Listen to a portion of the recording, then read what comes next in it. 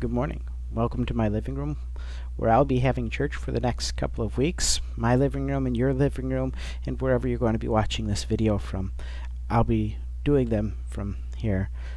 We're going to follow the rules that have been placed upon us by the government that suggest that we should not have meetings of more than 10 people or more so that we can limit the spread of the coronavirus. The book of Romans tells us that we should obey the authorities that are placed over us, and so we're going to do that.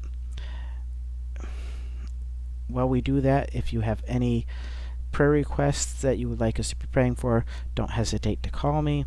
If you need me to come by and visit you, I will do so. We need to find other ways of doing church during this time. It used to be that the church met in small groups in people's houses, and there are a lot of churches out there who have tried to go back to that model, and we're going to have to do that for a short period of time. So, our message today is found in the book of John chapter 11. I had debated on looking for something that was very coronavirus specific, kind of this quarantine, this isolation, and decided that I would continue going through our walk to the cross and looking at how people want to kill Jesus, why they want to kill Jesus, why he has to go to the cross. But our passage today is the story of Lazarus and Lazarus' resurrection, and I actually felt that it fit very, very well with the idea of a sickness and people dying and God being in control. So if you're there, let's read John chapter 11, and we're going to look at the beginning part. Now a certain man was sick, Lazarus of Bethany, the town of Mary and her sister Martha. It was that Mary who anointed the Lord with fragrant oil and wiped his feet with her hair, whose brother Lazarus was sick. Therefore the sisters sent to him, saying, Lord, behold, he whom you love is sick.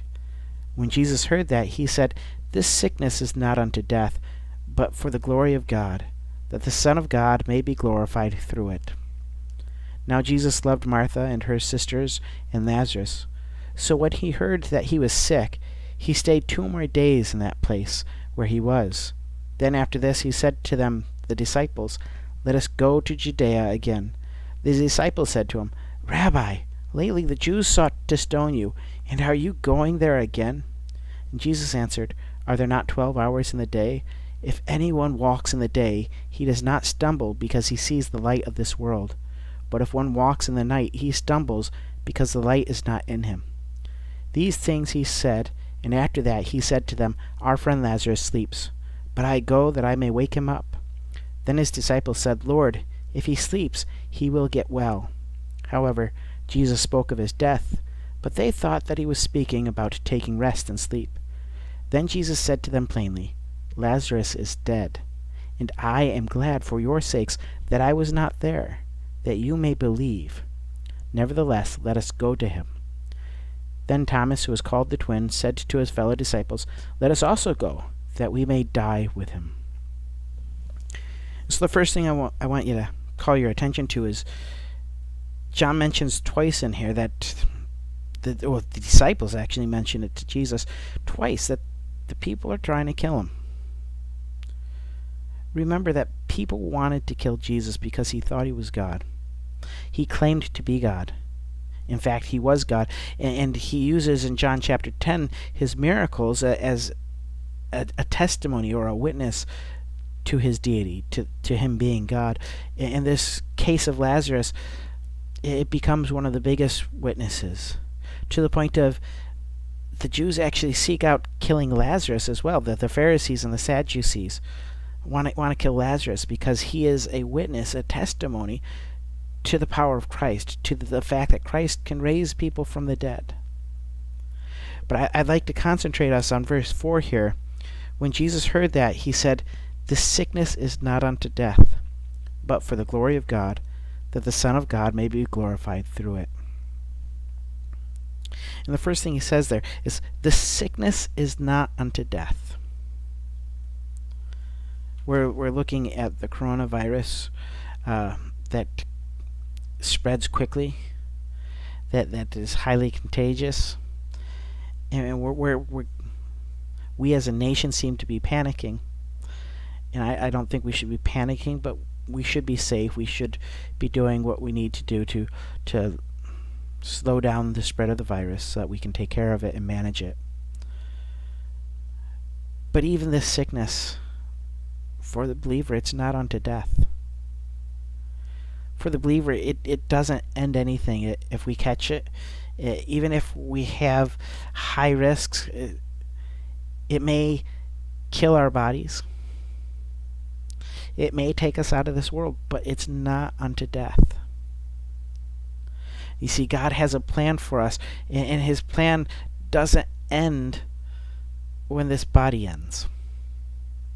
No, His plan goes on to eternity, that we may praise Him and worship Him and live in paradise forever.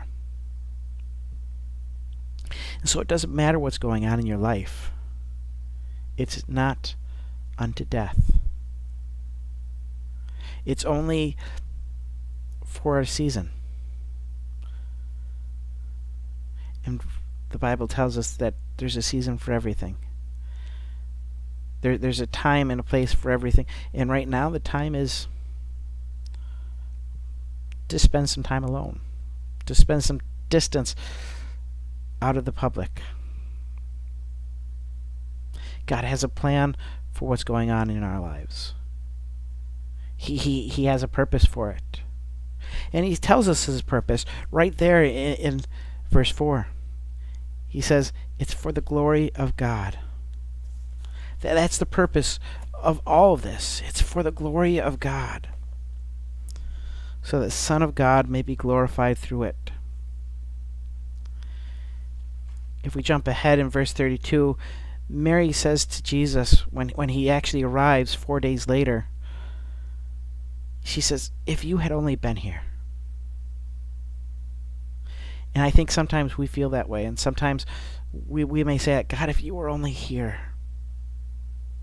If you had only been here to help us out with this coronavirus thing. The reality is He is here. And He has a plan, and He's allowing us to go through it for a purpose. Jesus groans and He moans and He weeps over Lazarus. And the reality is He doesn't like to see us suffer. But our suffering has a purpose. It has a reason. I don't like to see it when my kids have to suffer. But I let them suffer through, Daniel in particular, I let him suffer through math. He doesn't like it. But in the end, he's going to be better for the fact that he suffered through it, instead of Dad coming in and going, well, 4 plus 4 is 4, 8. If Dad helps him, he's going to fail. But God raises Lazarus from the dead. He says, look, if you'd believe, you'll see the glory of God. And He says, didn't I tell you women this? Didn't I say, look, if you believe, you would see the glory of God? And He raises Lazarus from the dead. And I want to say that with everything going on in your lives today, God can raise us up. He can pull us out of this. He's got a plan. And we got to trust Him. We got to be willing to walk with Him. When He gets to Lazarus' tomb, He says, roll away the stone. And one of the sisters says, look, he's been dead for 4 days. He stinks. The King James, he stinketh. But they rolled the stone away anyway. Do you trust Jesus enough to do what He calls you to do, when He calls you to do it? Because if you do, you'll see the glory of God. The Pharisees and Sadducees, they wanted to kill Judas and they wanted to kill Jesus because they didn't believe. They didn't allow it to move them to a place of obedience. So during this time, I want you to remember that God has a plan, that God is in charge. I love you, and I'll see you next week.